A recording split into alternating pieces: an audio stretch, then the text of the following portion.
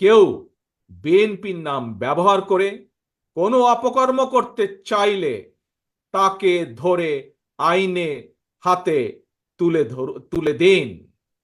একটি সভ্য এবং গণতান্ত্রিক রাষ্ট্রে পুলিশ অপরিহার্য।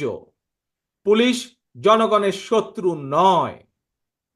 গণহত্যাকারী হাসিনা বিনা ভোটে ক্ষমতায় থাকার জন্য আইন শৃঙ্খলা বাহিনীকে জনগণের শত্রু হিসাবে দাঁড় করিয়েছে।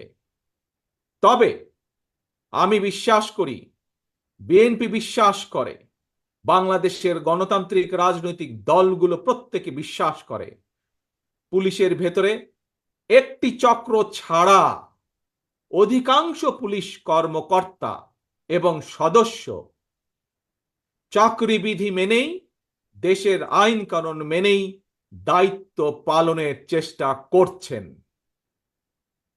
হাসিনার পালনের পরে বর্তমানে খুব সুকৌশলে একটি চক্র পুলিশের মনোবল ভেঙে দেওয়ার ষড়যন্ত্রে লিপ্ত হয়েছে।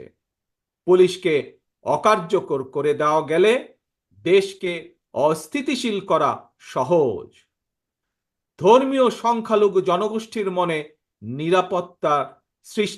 নিরাপত্তাহীনতা সৃষ্টি করা সহজ। অস্থিতিশীলকারীদের আমি হুঁশিয়ার করে দিয়ে বলতে চাই, পুলিশ কিংবা ধর্মীয় সংখ্যালঘু জনগোষ্ঠী আজ থেকে, এই মুহূর্ত থেকে হামলা কিংবা নৈরাজ্য বন্ধ করুন। এমনকি কেউ বিএনপির নাম ব্যবহার করে কোনো অপকর্ম করতে চাইলে তাকে ধরে আইনে হাতে তুলে দিন। কোনো পুলিশের বিরুদ্ধে কোনো সুনির্দিষ্ট অভিযোগ থাকলে সংশ্লিষ্ট কর্তৃপক্ষের কাছে যথা নিয়মে অভিযোগ দায়ের করুন। দেশবাসীর প্রতি আমার বিনীত আহ্বান, কেউ দয়া করে নিজের হাতে আইন তুলে নেবেন না। প্রতিহিংসা, প্রতিশোধে লিপ্ত হবেন না দয়া করে।